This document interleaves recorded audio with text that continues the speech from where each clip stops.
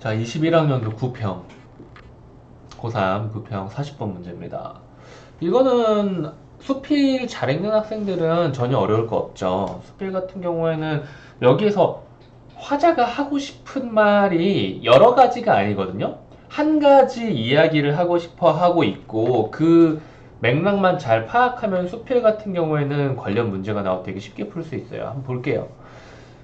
달을 이해하는 행으로 적절하지 않은 것은 이라고 하니까 이렇게 왔다 갔다 하면서 풀 수도 있지만 이건 짧으니까 깔끔하게 이해를 해주고 문제를 풀어도 괜찮을 겁니다. 자, 살림에 살면서 일단 우언, 이 우자가 뭐죠?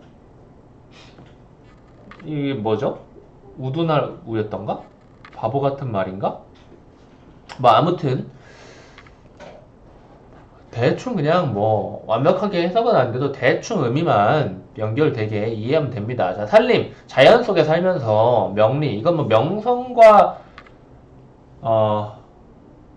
명예와 물질적인 것과 명예? 물질적인 거? 정신적인 거? 정신적인 거라고 하긴 좀 뭐한데?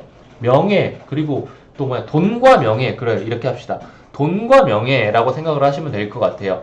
자연 속에 살면서 돈과 명예에 마음을 두는 것, 욕심을 갖는 거는 아주 크게 부끄러워할 일이다. 그런데 시정은 뭐예요? 자연이 아니죠. 우리 그냥 도시예요. 시장에 이거 뭐 시정 이거 뭐라고 설명을 해야 되냐? 오랜만에 본 단어들이라 깔끔하게 뭐라고 설명할 뭐가 안 나오네. 시정.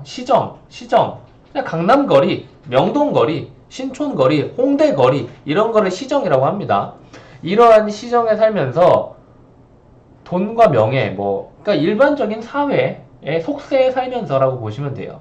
속세에 살면서 돈과 명예 같은 것에 마음을 두는 것은 크게 부끄러워할 일은 아니지만은 작게나마 그래도 부끄러워해야 되긴 한데요. 그런가요? 자, 살림에 살면서 은거에 마음을 두는 것은 이 은거라는 말은 알죠?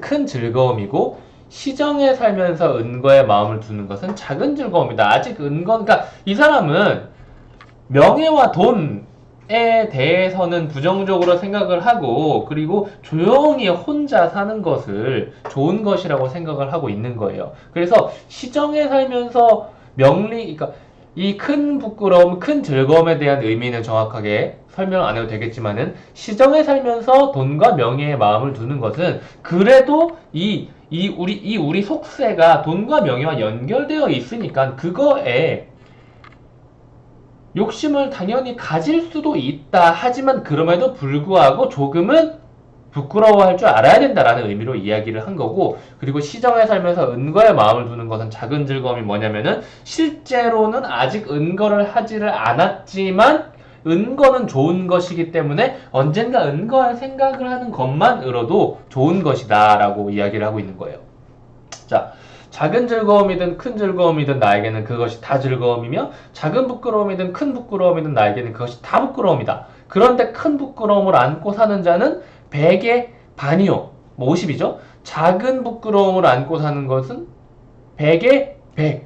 100명 중에 100명이 전부 다 작은 부끄러움을 안고 살고 있고 큰 즐거움을 누리는 자는 100의 서너. 그리고 작은 즐거움을 누리는 자는 100에 하나 있거나 아주 없거나 하니 참으로 가장 높은 것은 작은 즐거움을 누리는 자이다. 이 큰 부끄러움, 작은 부끄러움, 큰 즐거움, 작은 즐거움 같은 경우에는 이러한 상황들을 그대로 대입을 시키면 되는 거죠. 결국 가장 높은 것은 뭐예요? 우리 속세에 살면서 은거를 마음속에 생각하면서 살고 있는 사람이다 이거죠.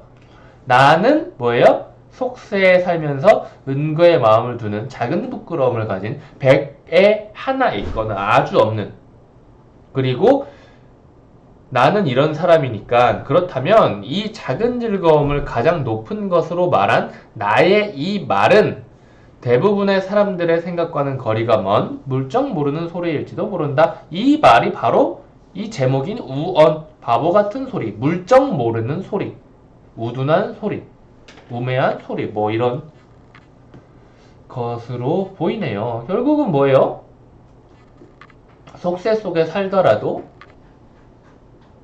속세와 등지고 은거를 하는 이런 삶 되게 좋게 뭐 좋게 생각하자 뭐 이런 이야기를 하고 있는데 모르겠습니다. 나도 근데 아니 근데 생각해보면 나도 이런 사람인데 나도 시정에 살면서 은거에 마음을 두고 있는 사람이야. 왜냐면 나는 내가 제일 좋아하는 프로그램이 나는 자연인이다라는 프로그램이에요. 그리고 진짜로 자연인에 대해서 살고 싶은 마음도 있지만은 두려워서 실천을 못하고 있죠. 그러니까 나는 결국은 이렇게 지금 강의를 찍으며 시정에 살면서 자연인, 은거에 마음을 두는 그런 가장 높은 즐거움을 누리는 자라고 할 수 있겠죠. 자, 아무튼 문제 풀어봅시다. 부끄러움과 즐거움을 조화시킴으로써 더 나은 삶의 방식을 결정할 수 있다. 부끄러움과 즐거움을 조화시킨다는 말이 있었나요? 없었던 것 같은데요. 나머지 선지 볼게요. 나는 어디에 사느냐와 어디에 마음을 두느냐. 이거 부끄러움과 즐거움 딱딱딱 나눠놨죠? 큰 부끄러움, 작은 부끄러움, 큰 즐거움, 작은 즐거움. 네 개를 딱 갈라놨어요. 그리고 부끄러움은 부끄러움이다. 즐거움은 즐거움이다. 이렇게 즐거움과 부끄러움 갈라놨어요. 조화는 아니죠. 그러니까 답은 1번이고 나머지 선지 볼게요. 2번. 나는 어디에 사느냐? 어디에 마음을 두느냐? 그쵸? 어디에 사느냐? 살림, 그리고 시정, 그리고 어디에 마음을 두느냐? 명리, 그리고 은거. 이걸로 유형을 4개로 나눴죠. 그쵸?